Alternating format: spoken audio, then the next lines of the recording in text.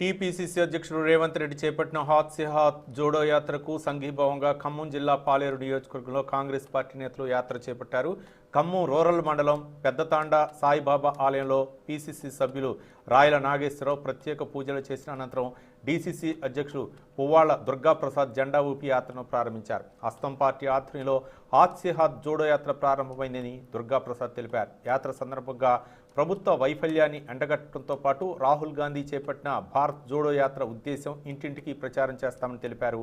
Congress party అధికారంలోకి వస్తే రైతులకు ఒకేసారి 2 లక్షల రుణమాఫీ చేస్తామని పునరుద్ఘాటించారు కాంగ్రెస్ నేతలు. భారత్ జోడో యాత్ర దిగ్విజయంగా ముగిసింది. 4000 కిలోమీటర్లు కన్యాకుమారి నుంచి కాశ్మీర్ వరకు చేయడం జరిగింది. దాంట్లో భాగంగానే ఈ సందేశంతో పాటు కేంద్ర రాష్ట్ర ప్రభుత్వాలు అనుసరిస్తున్న ప్రజా వ్యతిరేక విధానాలు, మధ్యతరగతి ప్రజల మీద మోపుతున్న అనేక భారాలని తెలియజేస్తూ కేంద్రం మీద రాష్ట్ర ప్రభుత్వాల మీద ఛార్జ్షీటు డిక్లరేషన్ ఇవ్వడం జరిగింది. దాంతోపాటు కాంగ్రెస్ ప్రభుత్వం వస్తే ఏం చేస్తామని కూడా కొన్ని అంశాల మీద డిక్లరేషన్ ఇవ్వడం జరిగింది.